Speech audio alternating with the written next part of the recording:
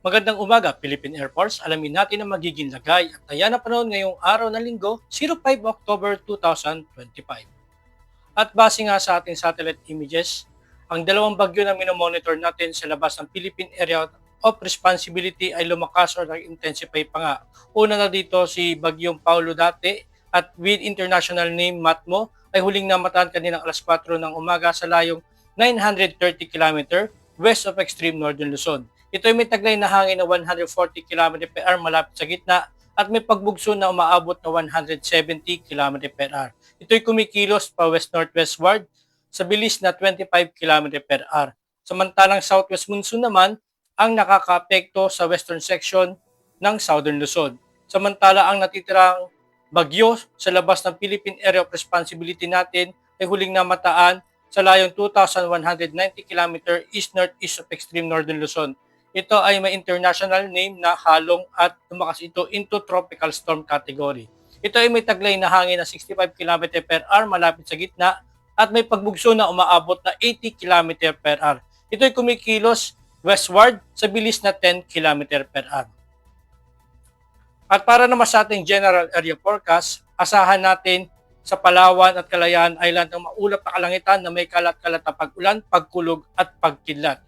At sa natitirang bahagi ng Luzon, sa Visayas at Mindanao ay makakaranas naman ng bahagyang maulap hanggang sa maulap na kalangitan na may pulu-pulong pag-ulan, pagkulog o pagkidlat.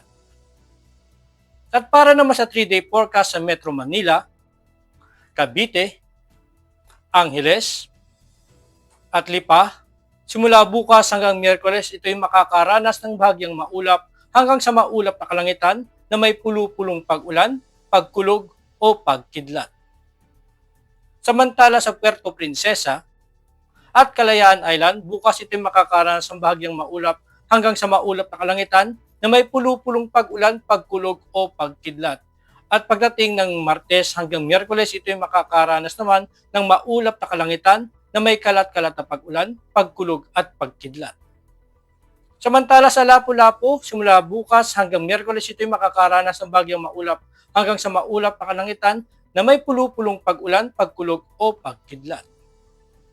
Samantala sa Davao at Zamboanga, bukas ito ay makakaranas ng bahagyang maulap hanggang sa maulap na kalangitan na may pulu-pulong pag-ulan, pagkulog o pagkidlat. At pagsapit ng Martes hanggang Miyerkules, ito ay makakaranas ng maulap na kalangitan na may kalat-kalat na pag-ulan, pagkulog at pagkidlat.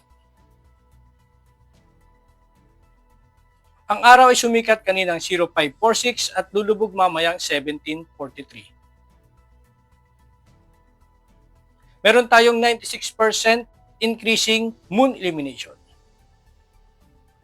At para maging updated sa lagay at taya ng panahon, i-follow lang ang aming social media accounts ng Air Force Weather Center.